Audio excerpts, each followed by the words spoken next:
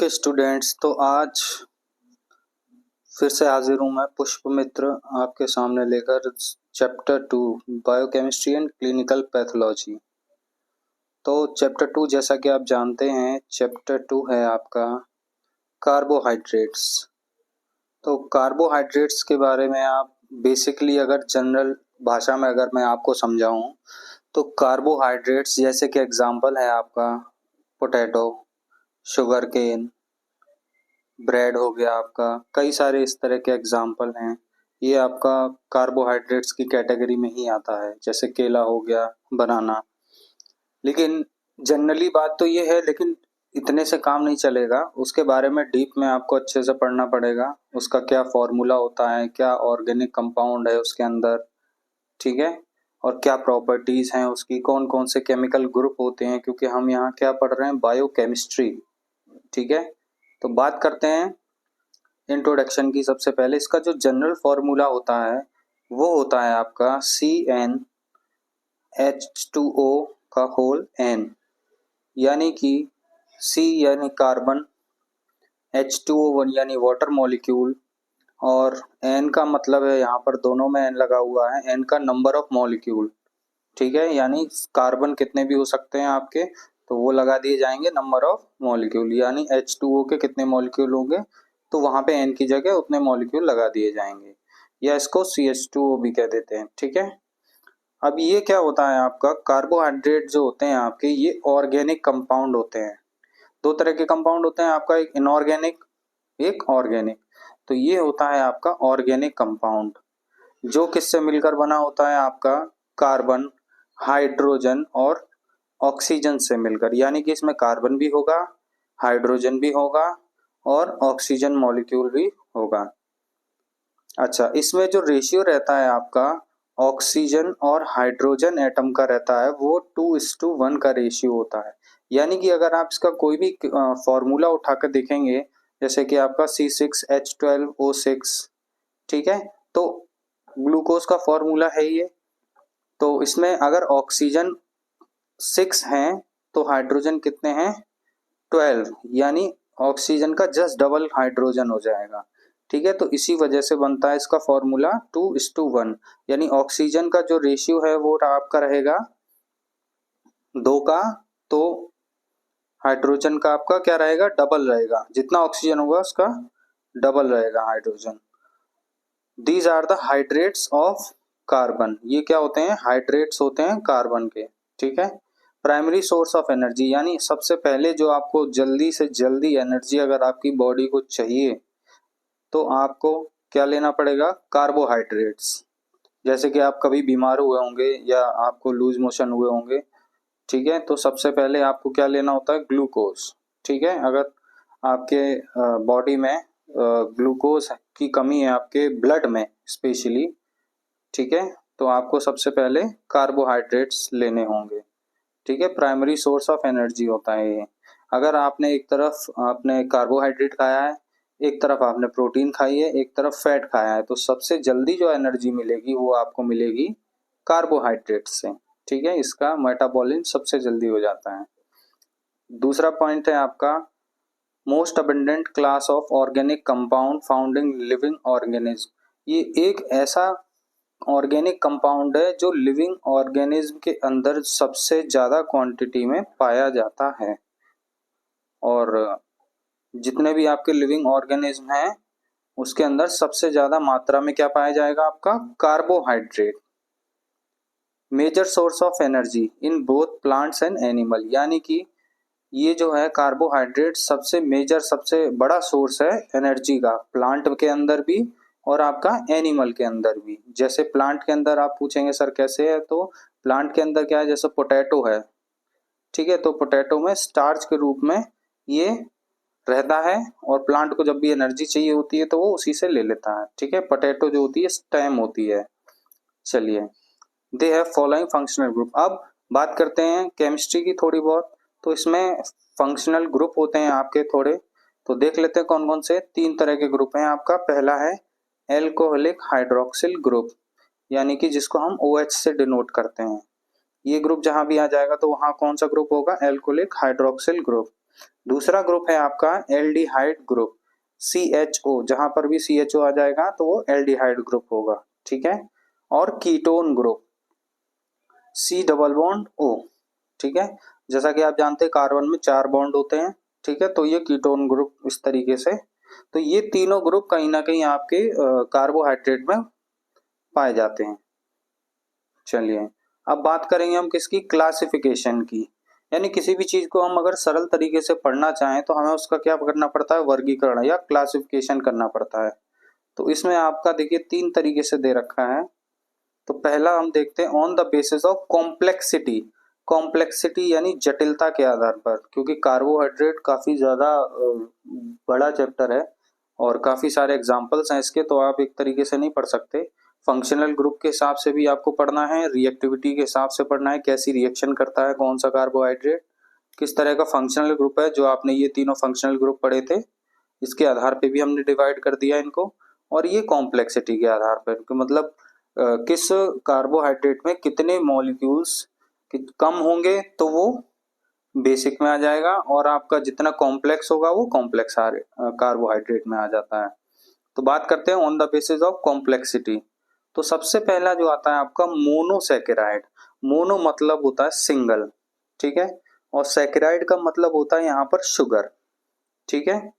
तो इस तरीके से ये सिंपल जो एक शुगर मॉलिक्यूल का एक मॉलिक्यूल होगा उसको मोनोसैकेराइड कहेंगे, ठीक है।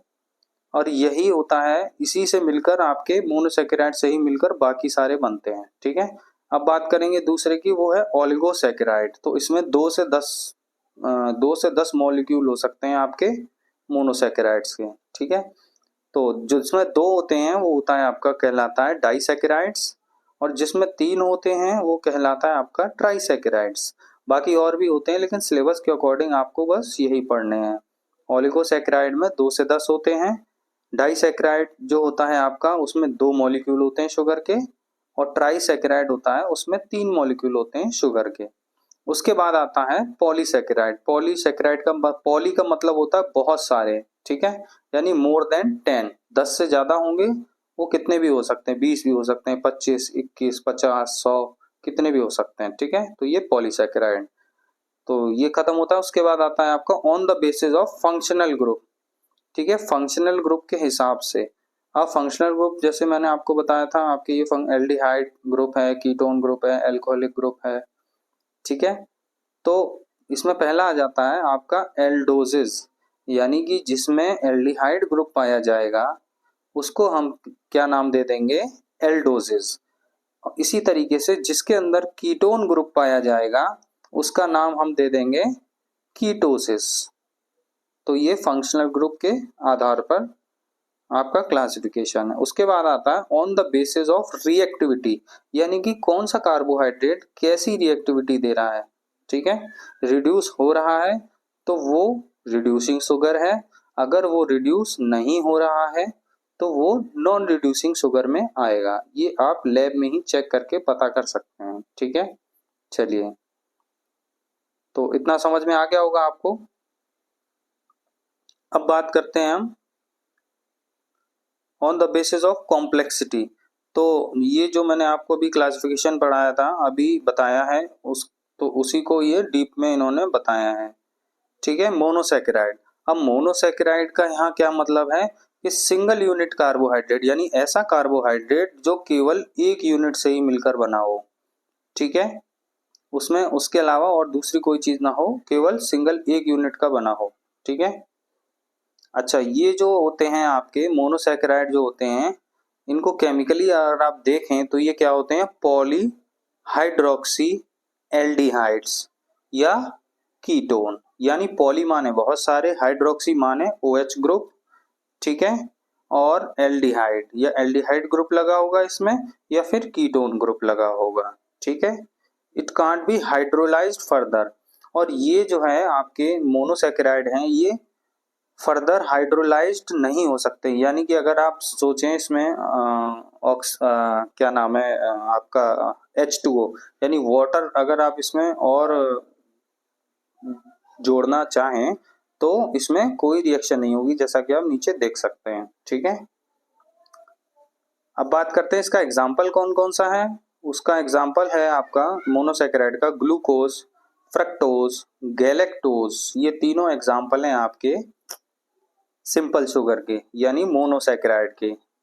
ठीक है, अब जितने भी आपके कार्बोहाइड्रेट्स हैं ये इन्हीं से मिलकर बनेंगे, इन्हीं तीन तरह की चीजों से मिलकर, क्योंकि ये बेसिक बिल्डिंग ब्लॉक्स हैं आपके कार्बोहाइड्रेट के, जैसे कि ग्लूकोज, फ्रक्टोज और गैलेक्टोज।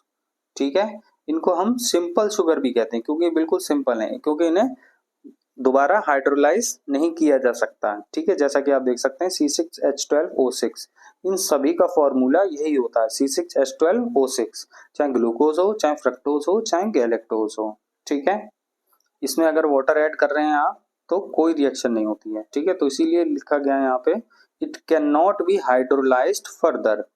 चलिए अब बात करते हैं ओलिगोसैकेराइड्स।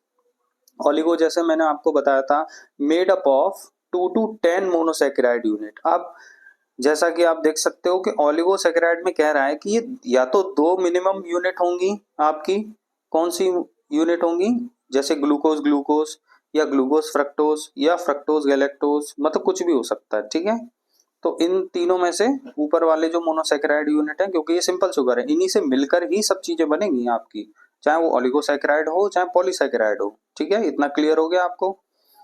तो ओलिगोसैकेराइड 2 से 10 मॉलिक्यूल हो सकते हैं।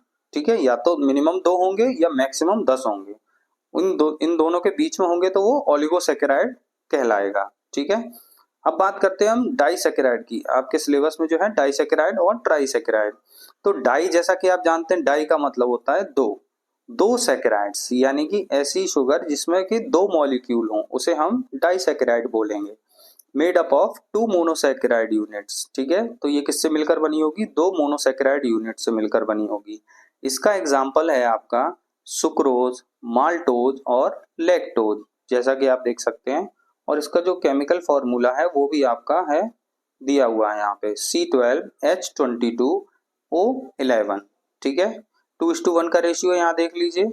ठीक है, अगर ऑक्सीजन आपकी 11 है तो हाइड्रोजन उसका डबल है, 22 है। ठीक है, तो ये भी हो गया। सुक्रोज, माल्टोज और लैक्टोज ये डाइसैकेराइड के एग्जांपल हैं।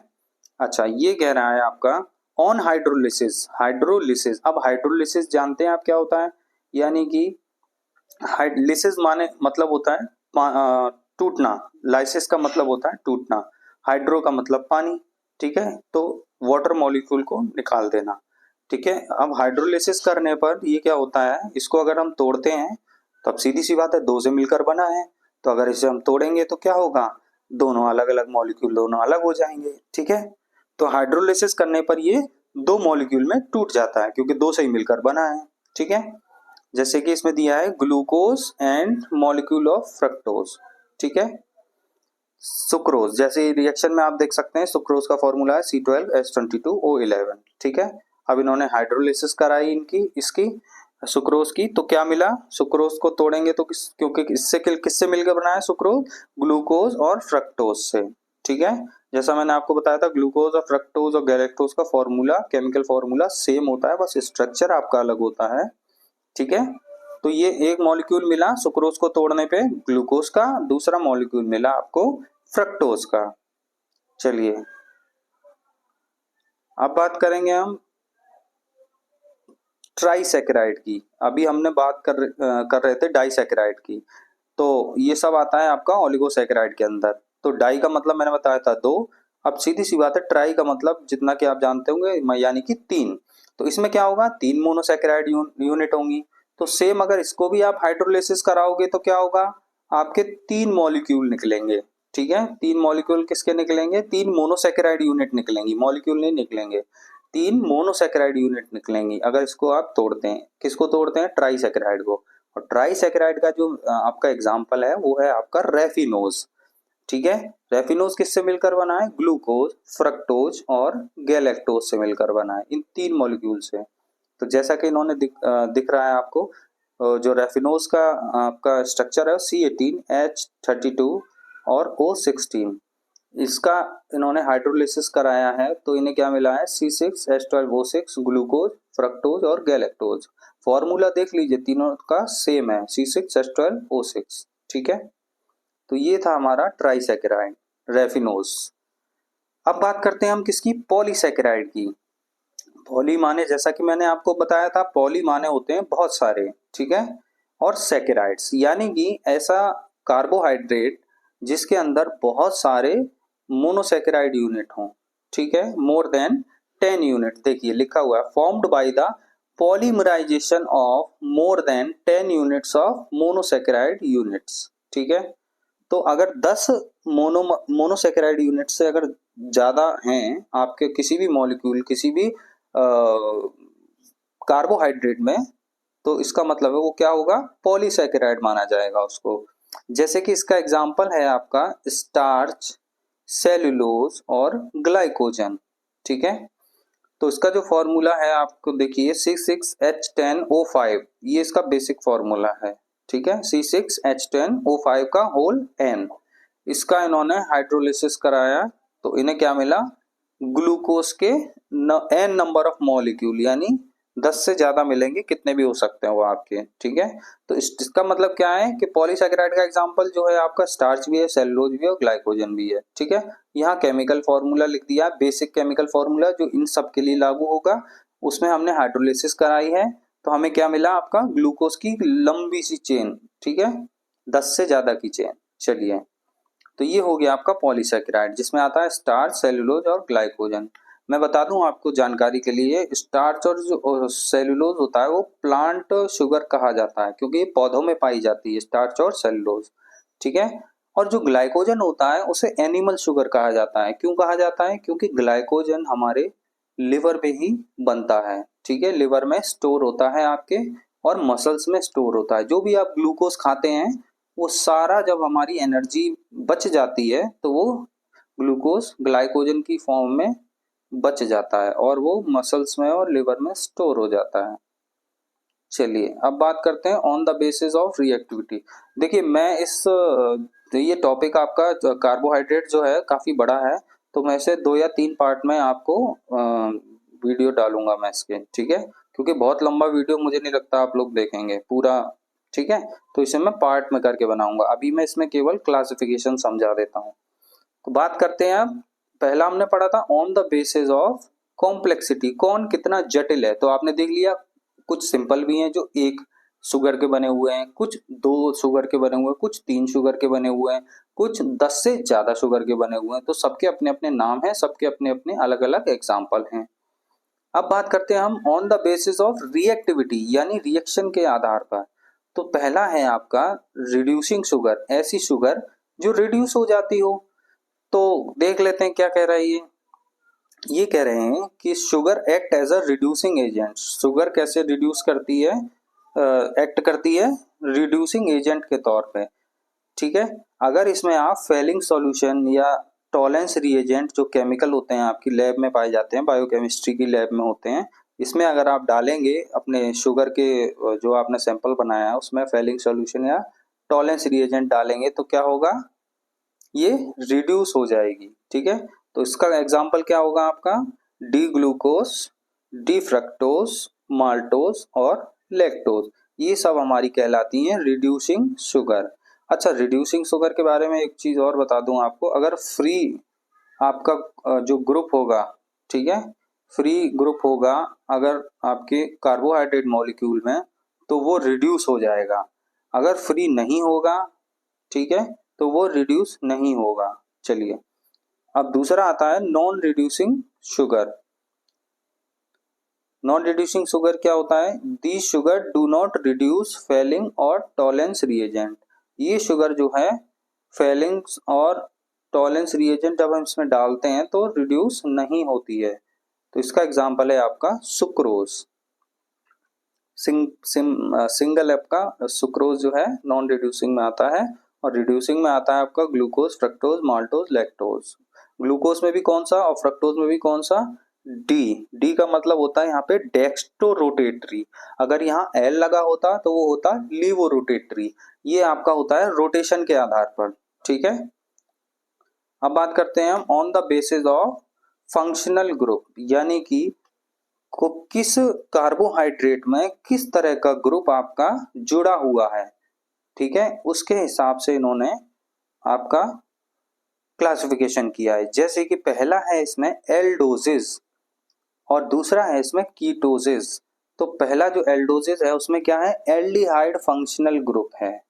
ठीक है, अगर एल्डिहाइड फंक्शनल ग्रुप होगा तो वो कहलाएगा आपका एल्डोजेज शुगर। ठीक है, जैसा कि आपका एग्जाम्पल है डेक्स्ट्रोरोटेटरी ग्लूकोज, डी ग्लूकोज।